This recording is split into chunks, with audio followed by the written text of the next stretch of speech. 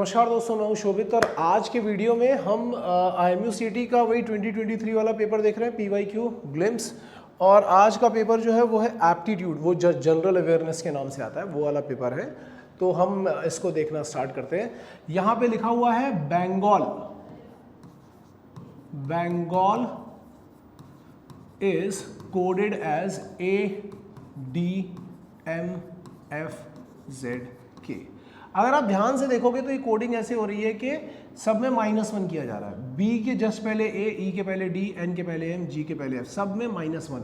इससे ज्यादा simple coding हो नहीं सकती, ठीक है। तो बोल रहा है then what is the word represented by this. अब इस चीज को समझना है। यहां पे ये जो दिया हुआ है ये कोड दिया हुआ है, ये दिया हुआ है कोड। कोड क्या दिया हुआ है? AQNJDM। और मुझे फाइंड आउट करना है वर्ड। अगर वर्ड से कोड जाना है तो -1 करना है, लेकिन कोड से वर्ड जाना है तो +1 करना है। तो यहां पे आपको क्या करना पड़ेगा? +1। तो A के बाद क्या आ जाएगा? B। देखो सब में B ही दिखाई पड़ रहा है। Q के बाद क्या आता है? R।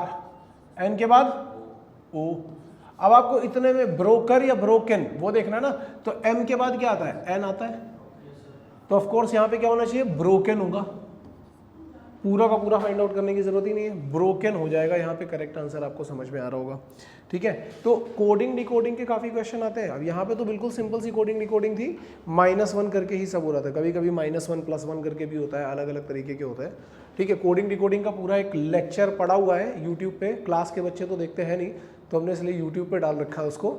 जो कोडिंग डिकोडिंग के क्वेश्चन है आप वहां पे जाकर के एक बार कर सकते हो। इसके बाद दूसरा ये है PDFBO। इसने क्या लिख दिया? PDFBO। इसका कोड बना है ओशियन, ठीक है। तो अब वो बोल रहा है कि the last letter of the word got by decoding, मतलब इसको डीकोड करना है। ALFIE को डीकोड करना है और बताना है कि ये जो वर्ड बनेगा उसका लास्ट वाला लेटर क्या होगा, ठीक है। तो आपको यहाँ पे करना क्या है? आपको यहाँ पे पहले तो वही पैटर्न फाइंड आउट करना है, और पैटर्न फाइंड आउट करने के बाद क्या आंसर आ रहा है ये कमेंट सेक्शन में बताना है। बिल्कुल सिंपल सा पैटर्न है। अगर नहीं बता पाओगे तो मैं एक्सप्लेन कर दूंगा, बट आपको अपने एंड पे ये चीज सॉल्व करनी है, ठीक है। Now Which of the following is a seaport during the Indus Valley Civilization? Indus Valley Civilization के दौरान Which of the following was a seaport? कौन सी इनमें से कौन सा वाला जो था वो सीपोर्ट था? घोगला, महसाना, सोमनाथ या फिर लोथल, ठीक है। तो ये वैसे तो तुम गूगल पे ही सर्च कर पाओगे ये, लेकिन मैं आंसर बता दे रहा हूँ कि इसका आंसर लोथल है। पर देखो जीके का जब क्वेश्चन आता है ना, तो ऐसा अजीब सा क्वेश्चन होता है कि आप चाहे कितनी भी जीके पढ़ लो नहीं आ पाएगा, ठीक है। ये क्वेश्चन जो है तुम कितनी भी जीके पढ़ोगे, इंडस वैली की सिविलाइजेशन थोड़ी ना पढ़ने पहुंच जाओगे। ये पढ़ी होगी तो एक अलग बात है, ये हिस्ट्री वाला क्वेश्चन है, हिस्ट्री में थोड़ी सी ज्योग्राफी मिला दी है ये।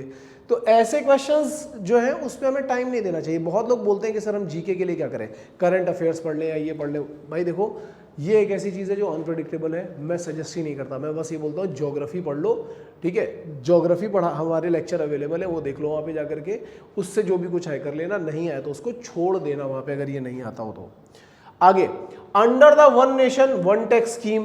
तो देखो one nation one tax scheme के अंदर क्या आता है? जीएसटी। लेकिन जीएसटी कौन सा वाला? ये वाला जीएसटी है, ये वाला जीएसटी?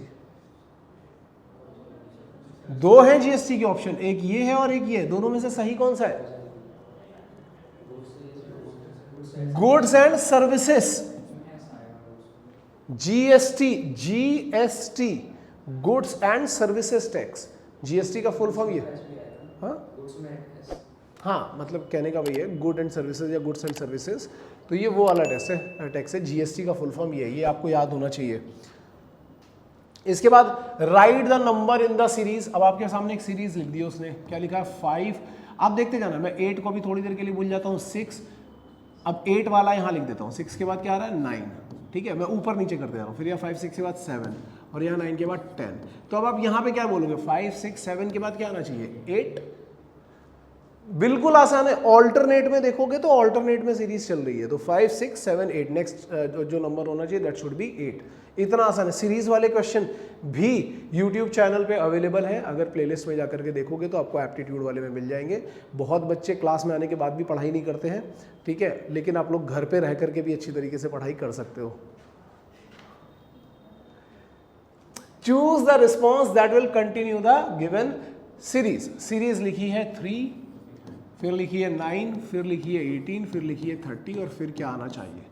तो देखो ये हमें वैसे ही पता चल रहा है डिफरेंस सीरीज है ये, और डिफरेंस सीरीज जब भी मैं पढ़ाता हूँ उसमें डिफरेंस सीरीज हमेशा बोलता हूँ। इन दोनों के बीच में डिफरेंस कितना है 6, फिर इसके बीच में कितना है 9, फिर इसके बीच में क्या है 12, तो नेक्स्ट क्या हो जाएगा 15। तो 30 + 15 करोगे तो आंसर क्या आ जाएगा 45। 45 is the correct answer. Again series का ही क्वेश्चन है। बहुत बार तो वो क्या करते हैं कि एक ही तरीके के बहुत सारे क्वेश्चन डाल देते हैं। सीरीज देंगे तो हो सकता है 5-6 सीरीज दे दे, ठीक है। कोडिंग डिकोडिंग देंगे तो 5-6 कोडिंग डिकोडिंग के क्वेश्चन दे दे, या कभी कभी क्लासिफिकेशन देते तो 5-6, एक साथ 5-6 क्वेश्चन आते हैं उनके। तो ये जरूर प्रैक्टिस कर लेना अच्छी तरीके से। नेक्स्ट है स्पॉट द स्ट्रेंजर। इनमें कौन सा वाला स्ट्रेंजर है, ये भी बहुत, ये क्लासिफिकेशन का क्वेश्चन है। तो यहां पे जो स्ट्रेंजर है वो है बैडमिंटन, क्योंकि बाकी सब में बॉल यूज हो रही है, बैडमिंटन में बॉल यूज नहीं हो रही है, इसके लिए, ठीक है।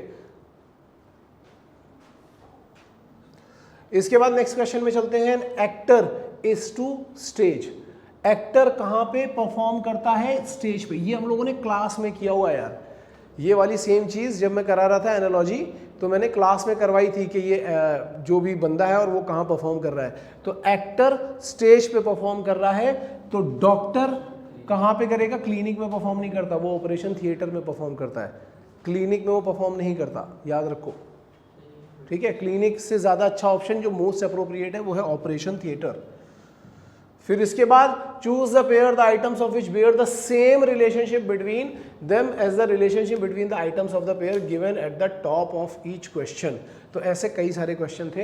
अब जैसे यहाँ पे है फ्रूट एंड ट्री, उन कई क्वेश्चन में से मैंने एक क्वेश्चन, फ्रूट एंड ट्री के बीच में जो रिलेशन है वो सेम रिलेशन इनमें से कहां दिखाई पड़ रहा है, फ्लावर एंड प्लांट में। फ्लावर एंड प्लांट में सेम रिलेशन है, क्योंकि ट्री में जो प्रोडक्ट्स आते हैं वो क्या होते हैं, फ्रूट। प्लांट में जो प्रोडक्ट आते हैं वो होते हैं फ्लावर। डस्ट में एयर होता है, सी में रिवर होता है, ऐसा कुछ नहीं होता। केवल यही एक मैच करता हुआ आपको दिखाई पड़ रहा है। और ऐसा एक क्वेश्चन नहीं था, 4-5 क्वेश्चन थे। Choose the most appropriate response to fill in the blanks. Happy is to sad, then windy is to what. Happy is to sad मतलब हैप्पी का अपोजिट क्या है, सैड। तो विंडी, विंडी मतलब जब बहुत तेज हवा चल रही होती है, तो उसका अपोजिट क्या होगा, काम। उसका अपोजिट होगा काम। आपको क्लियरली दिखाई पड़ रहा है। अगेन एनालॉजी के क्वेश्चन है ये, ठीक है। एनालॉजी मैं बार बार बोलता हूँ, बहुत इंपॉर्टेंट है। एनालॉजी का भी वीडियो मैंने यार डाला हुआ है, अगर आप जाओगे प्लेलिस्ट में जाओगे तो एनालॉजी मिल जाएगी। मैं बार बार 2-3 बार तो हमने क्लास में रिवाइज करा दिया है, पर बस वही बात है कि जो नालायक है आप उसको पढ़ा नहीं सकते, और जो पढ़ने वाला स्टूडेंट है वो कहीं पे भी रह करके पढ़ सकता है। तो आप इसके ऊपर थोड़ा जान लगाओ, जोर लगाओ। और अगर आपको क्लास ज्वाइन करना है, अगर आप नेक्स्ट ईयर के लिए प्रिपरेशन कर रहे हो, 2025 के लिए प्रिपरेशन कर रहे हो, तो हमारा एक अफोर्डेबल IMU CT मास्टरी वाला बैच है, दैट इज एम बैच, जिसको आप ज्वाइन कर सकते हो और बहुत कम फीस है उसकी। और हाँ, उसको ज्वाइन करने के लिए आप कॉल कर सकते हो 9140191138 पर। और सबसे इंपॉर्टेंट बात यह है कि अगर ये पूरा का पूरा पेपर देखना है, 40 क्वेश्चन सारे देखने हैं कि जीके में क्या पूछा गया था, इसमें क्या सब कुछ देखना है, तो फटाफट 15,000 सब्सक्राइबर्स तक पहुंचाओ यार, तो ये पूरा का पूरा पेपर आपके सामने आ जाएगा। So with this information, Shobhit signing off, all the best guys.